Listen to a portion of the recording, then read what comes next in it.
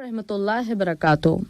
ریاست قطر کی آواز اردو ریڈیو سے پیش خدمت ہے آج کا پہلا نشریہ مہوش خان کی زبانی اور پہلے اہم خبروں کا خلاصہ۔ صاحب سمو امیر نے انڈونیشیا کے پریزیڈنٹ کی طرف سے ایک ٹیلی فون کال وصول کی ہے جس میں فیفا قطر ورلڈ کپ 2022 کے انتظامات میں کامیابی کی مبارکباد دی گئی ہے۔ قطر سربیا کے ساتھ تجارتی اور اقتصادی تعاون اور سرمایہ کاری کے مواقع تلاش کر رہا ہے۔ حقوق انسانی کے قومی اداروں کے عربی نیٹ ورک نے فلسطینی عوام کی مدد اور نسلی تشدد کے خلاف ان کی حمایت اور نصرت پر زور دیا ہے۔ یہ تھا اہم خبروں کا خلاصہ اور اب پیش خدمت ہے آج کا پہلا مفصل نشریہ۔ بسم اللہ الرحمن الرحیم۔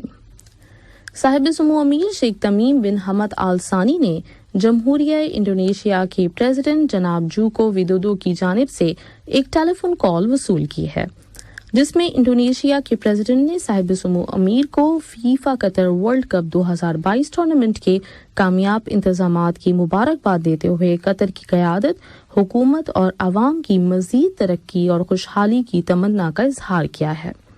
اس کے علاوہ اس رابطے میں دونوں ملکوں کے باہمی تعلقات، انہیں فروغ دینے کے وسائل اور مشترکہ دلچسپی کے متعدد موضوعات پر بات چیت کی گئی۔ نائب وزیر اعظم اور وزیر خارجہ شیخ محمد بن عبد الرحمن آل ثانی نے لیبیا کی حکومت اور عوام کو ان کے ملک کے یوم آزادی کی مبارکباد دی ہے۔ ٹویٹر پر دیے گئے اپنے پیغام میں انہوں نے ترقی و خوشحالی کی تمنا کا اظہار کرتے ہوئے دونوں ملکوں کے درمیان گہرے تعلقات کی تعریف کی ہے اور کہا ہے کہ ہم تمام تر شعبوں میں ان تعلقات کے فروغ کے لیے کام کر رہے ہیں۔ قطر چیمبر کے اول وائس چیئرمین جناب محمد بن طوار القواری نے سربیا کے chamber of commerce and industry کے چیئرمین جناب مارکو ساریس کے ساتھ تجارتی تعاون میں اضافے کے وسائل پر بات چیت کی ہے۔ محمد بن طوار نے کہا کہ دونوں ملکوں کے درمیان مختلف شعبوں میں تعاون کی متعدد سمجھوتے طے پا چکے ہیں جو اقتصادی تعاون کے فروغ کے لیے عمدہ فضا فراہم کر رہے ہیں۔ انہوں نے قطر سربیا بزنس کونسل کی تشکیل اور مشترکہ منصوبوں کے قیام کے لیے دوروں اور مہارتوں کے تبادلے کی اہمیت پر زور دیا ہے، جبکہ سربیا چیمبر کے چیئرمین نے تجارتی تعلقات کی مدد اور دو طرفہ تجارتی شراکتوں کے قیام کے لیے سازگار ماحول بنانے کی اہمیت پر زور دیا ہے۔ منصوبہ بندی اور شماریات کی اتھارٹی نے کل شماریات کا خلیجی دن منایا۔ خلیج کی کونسل برائے تعاون کے ممالک ہر سال 24 دسمبر کو یہ دن مناتے ہیں۔ اس سال کے اس دن کا سلوگن تھا پائیداری کے امکانات کے لیے شماریات، کہ سرکاری اعداد و شمار زمینی حقائق کی بنیاد پر صحیح فیصلہ کرنے اور پالیسیاں منتخب کرنے میں محور کا کردار ادا کرتے ہیں۔ سلطنت عمان میں آج بلدیاتی کونسلوں کے تیسرے دور کے لیے انتخابات ہو رہے ہیں۔ عمان کے 7,31,767 رائے دہندگان آج بلدیاتی کونسلوں کے ممبران منتخب کرنے کے لیے ووٹ ڈال رہے ہیں۔ ان بلدیاتی انتخابات کے ذریعے وہ کل 126 ممبران کو منتخب کریں گے۔ 28 خواتین سمیت کل 727 امیدوار میدان میں ہیں۔ حقوق انسانی کے قومی اداروں کے عربی نیٹ ورک کے سیکریٹری جنرل جناب سلطان بن حسن الجمالی نے بالعموم حقوق انسانی کے مسائل اور بطور خاص عرب فلسطینی عوام کے مسئلے کی حمایت کرنے کی ضرورت اور ان کی مدد و نصرت پر زور دیا ہے تاکہ ان پر قابض اسرائیل کی جانب سے کیے جانے والے نسلی تشدد کو ختم کرایا جا سکے۔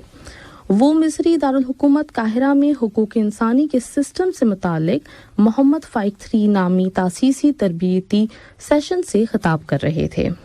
جناب سلطان الجمالی نے دوحہ میں قائم حقوق انسانی کے قومی اداروں کے عربی نیٹ ورک کے پیغام کا ذکر کرتے ہوئے انسانی عزت و آبرو کی حفاظت پر زور دیا ہے اور اپیل کی ہے کہ یہ عربی نیٹ ورک فلسطینی عوام کے مسئلے کو اپنائے، جبکہ فیفا قطر ورلڈ کپ 2022 کے دوران اس مسئلے کی عالمی تائید و حمایت بہت نمایاں طور پر منظر عام پر آئی ہے۔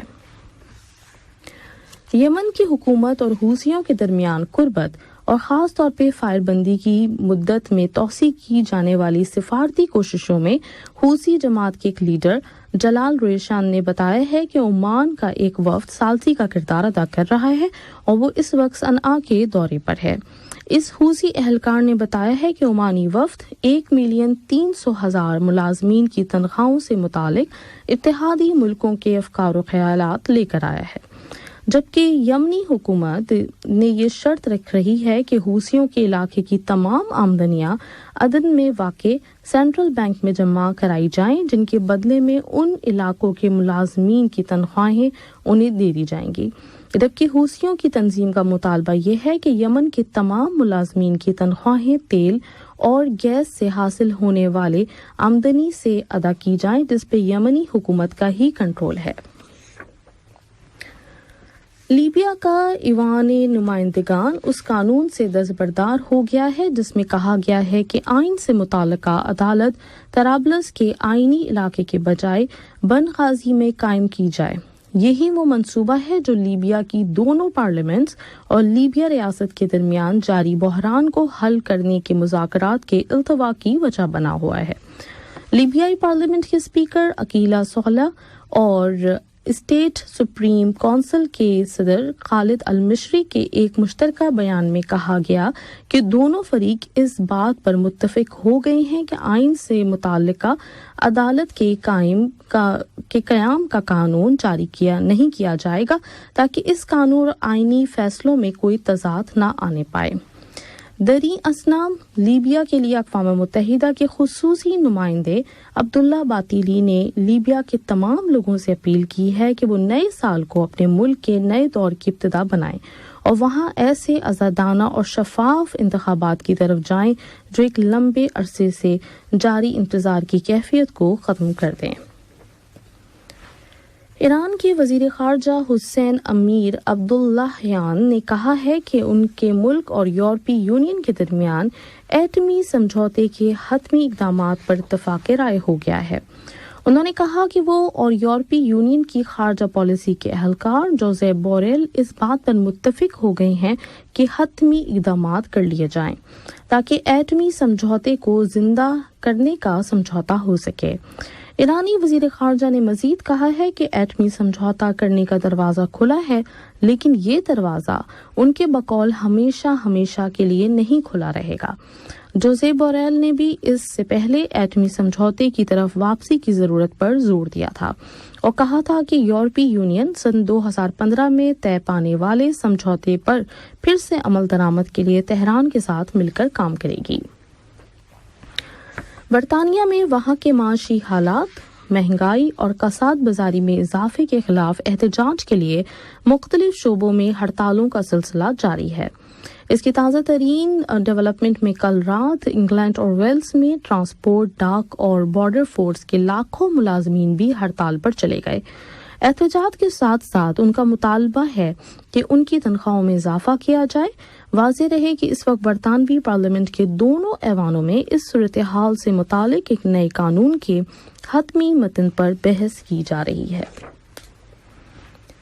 فرانس کے پبلک پروسیکیوشن نے پرسوں جمعے کے روز دارالحکومت پیرس میں 3 کرد باشندوں کے قتل اور 3 دوسرے افراد کو زخمی کر دینے کے 69 سالہ مشتبہ قاتل کی صحت کے پیش نظر اس کی گرفتاری ختم کر کے اسے پولیس کے تابع ایک نفسیاتی اسپتال میں منتقل کر دیا ہے، جبکہ اس سے پہلے اس نے اس شخص کی حراست کی مدت میں اضافہ کر دیا تھا۔ پروسیکیوشن نے کہا کہ تحقیقات میں نسل پرستی کے عنصر کو بھی وجہ شمار کیا گیا ہے۔ قتل کے اس واقعے کے بعد پولیس و مظاہرین کے درمیان جھڑپیں بھی ہوئی ہیں، جن میں پولیس نے آنسو گیس بھی استعمال کی ہے۔ یوکرین کی انتظامیہ نے اعلان کیا ہے کہ شہر خیرسون پر روسی حملے کے نتیجے میں ہلاک ہونے والوں کی تعداد کم سے کم 10 اور زخمیوں کی تعداد 58 ہو گئی ہے۔ یوکرین کے صدر ولادیمیر زیلنسکی نے خیرسون پر کیے جانے والے اس روسی حملے کو دہشت گردی قرار دیا ہے۔ امریکہ میں آنے والی سردی کی شدید لہر میں کم از کم 15 اشخاص ہلاک ہو گئے ہیں، جبکہ سخت ترین موسم سرما نے کئی ملین باشندوں کو اپنی لپیٹ میں لے رکھا ہے۔ 1,700,000 سے زیادہ باشندے بجلی سے محروم ہو گئے ہیں۔ امریکی فضائی کمپنیوں نے برفانی طوفانوں کی وجہ سے مزید 1,000 سے زیادہ پروازیں منسوخ کر دی ہیں۔ اس طرح اب تک امریکہ میں منسوخ کی جانے والی پروازوں کی تعداد 5,700 سے زیادہ ہو گئی ہے۔ جاپان میں بھی زبردست برف باری کے نتیجے میں 13 اشخاص ہلاک اور 80 دوسرے زخمی ہو گئے ہیں۔ ٹرینوں اور طیاروں کی سروسز معطل ہو گئی ہیں۔ کچھ وسطی اور مغربی علاقوں میں ٹریفک کا نظام متاثر ہوا ہے اور ہزاروں گھروں کے مکانات بجلی سے محروم ہو گئے ہیں۔ ادھر کینیڈا میں انتظامیہ نے اسکول بند کر دیے ہیں اور بہت سی پروازیں منسوخ کر دی گئی ہیں۔ حکومت نے عوام سے اپیل کی ہے کہ وہ اپنے گھروں سے باہر نہ نکلیں کہ اس وقت ملک کے وسیع تر علاقوں سے بہت طاقتور سرمائی طوفان گزر رہا ہے۔ اور اب کچھ کھیلوں کی خبریں۔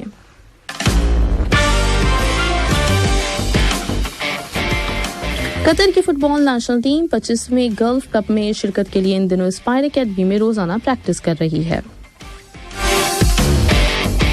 گلف کپ کے یہ مقابلے اگلے ماہ جنوری کی 6 تاریخ کو عراق کے شہر بصرہ میں شروع ہوں گے اور 19 جنوری کو فائنل کھیلا جائے گا، جبکہ پہلا میچ میزبان ملک عراق اور عمان کی ٹیموں کے درمیان ہوگا۔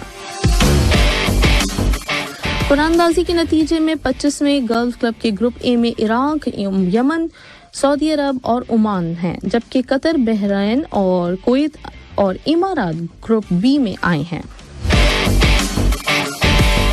فیفا نے قطر ورلڈ کپ 2022 کے بارے میں اپنی رپورٹ میں کہا ہے کہ اس موندیال نے بالکل بھی مایوس نہیں کیا، بلکہ اس میں بہت مزے اور جوش کا مظاہرہ کیا گیا ہے۔ رپورٹ کے مطابق اگرچہ ٹائٹل کے لیے نامزد ہونے والی کچھ ٹیمیں توقع سے پہلے ہی رخصت ہو گئی تھی، لیکن دوسری ٹیموں نے ایسی کارکردگی دکھائی جو تعریف کی اعلیٰ سطح کی مستحق ہے۔ شفافیت کی حفاظت کے لیے فیفا کی طرف سے مقرر کردہ اتھارٹی نے قطر ورلڈ کپ 2022 کے دوران مقابلوں میں کسی بھی ہیر پھیر کے بارے میں اپنی حتمی رپورٹ میں کہا ہے کہ اس ٹورنامنٹ کے میچوں میں کسی طرح کی کوئی ہیرا پھیری نہیں ہوئی۔ فیفا نے شائقین کے ووٹوں کے ذریعے برازیل کے کھلاڑی رچلسون کے گول کو اس ورلڈ کپ 2022 کا سب سے بہترین گول قرار دیا ہے، جو اس نے ٹورنامنٹ کے پہلے راؤنڈ میں سربیا کی ٹیم کے خلاف کیا تھا۔ اور اب کرکٹ کی 2 خبریں۔ بنگلہ دیش کے شہر میرپور میں بھارت اور بنگلہ دیشی ٹیموں کے درمیان ٹیسٹ میچ جاری ہے۔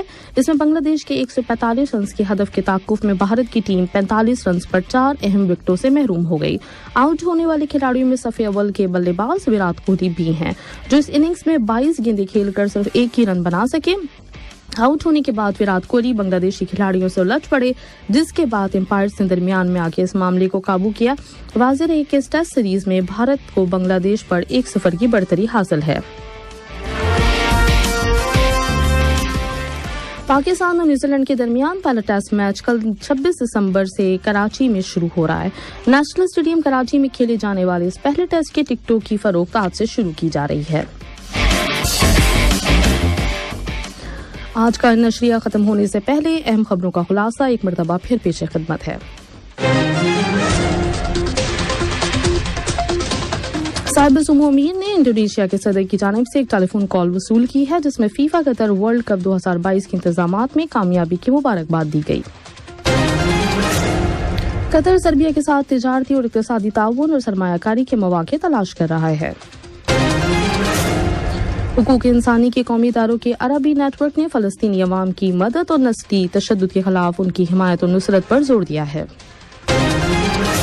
ریڈیو قطر سے آج کا پہلا نشریہ اپنے اختتام کو پہنچا۔ نیوز ایڈیٹر سیف الرحمان اور حفیظ اور اس کے ساتھ ہی محمد حسن سٹھانی اور مہوش خان کو دیجیے اجازت۔ اللہ حافظ۔